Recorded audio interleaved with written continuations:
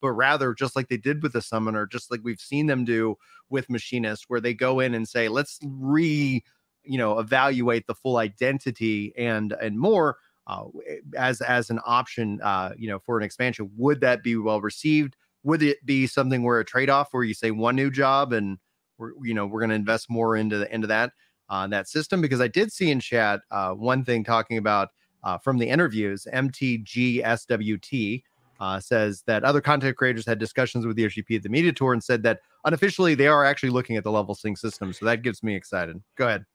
Yeah, he's continually said that he's looking at it. They just don't have a concrete plan about how to make it better. It's just a constant reevaluation. It's something they've said. They said it back when they were reworking things going into the last expansion. So I think it's just a complex problem to solve. You don't want to just delete it, because like it's the reason we have old ultimates. It's the reason we have old savages. It's the reason that your friend picking up the game right now and they go through an MSQ dungeon and we can all easily join them, and it doesn't feel too silly for them.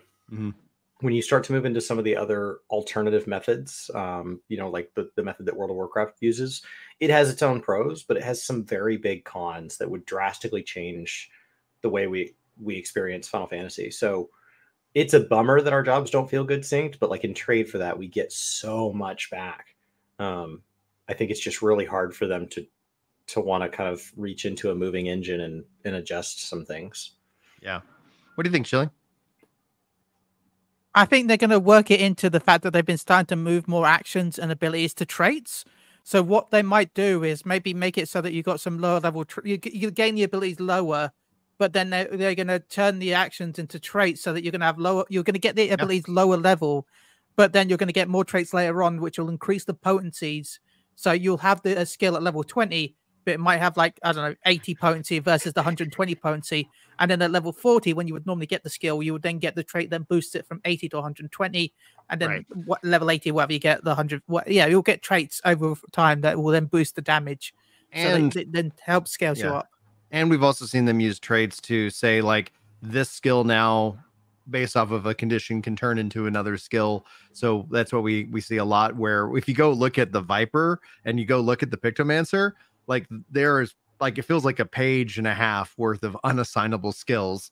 And that is both interesting and also, as somebody who was trying to understand, like, is like Viper has some positionals that are a part of these unassigned skills.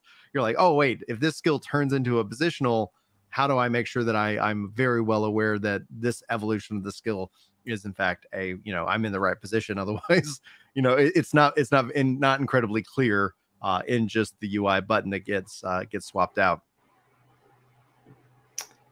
Got to be careful moving it too far forward. For those of us that are the experts, it would feel good to have more of our abilities sooner, just to compress that down. If I drop back to level 50, give me most of my level 90 rotation.